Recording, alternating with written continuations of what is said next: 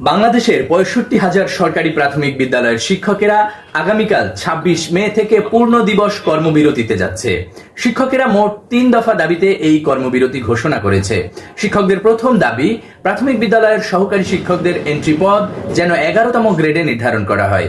দ্বিতীয় দাবি, চাকরির ১০ম এবং ১৬তম বছরে যেন একটি উচ্চতর গ্রেড দেওয়া হয়। এবং ৩ নম্বর দাবি হচ্ছে, সহকারী শিক্ষকদের যেন শতভাগ পদোন্নতির মাধ্যমে প্রধান শিক্ষক হওয়ার সুযোগ দেওয়া হয়। এই ৩ দফা দাবিতে বেশ কয়েক মাস ধরেই শিক্ষকেরা আন্দোলন করে আসছে এবং এরই ধারাবাহিকতায় মে মাসের ৫ থেকে ১৫ তারিখ পর্যন্ত তারা ১ ঘন্টা কর্মদিবস, ১৭ তারিখ থেকে ২ ঘন্টা কর্মদিবস, ২১ তারিখ থেকে অর্ধ দিবস কর্মদিবস তারা বিরতিতে ছিল এবং এই আগামীকাল ২৬ মে থেকে তারা পূর্ণ দিবস কর্মবিরতি পালন করবে বলে জানিয়েছে। শিক্ষকদের এই দাবি কতটা আদায় হবে সেটি নির্ভর করছে বর্তমান অন্তর্বর্তীকালীন সরকারের সিদ্ধান্তের উপরে। এবং এরই মধ্যে অন্তর্বর্তীকালীন সরকার আন্দোলনের প্রেক্ষিতে যে কনসালটেশন কমিটি করেছে, তারা শিক্ষকদের ১২তম গ্রেড দিতে রাজি হয়েছে। এখন শিক্ষকদের আন্দোলন আরো এক ধাপ আগানো, এটি কি সরকার এগিয়ে দেবেন?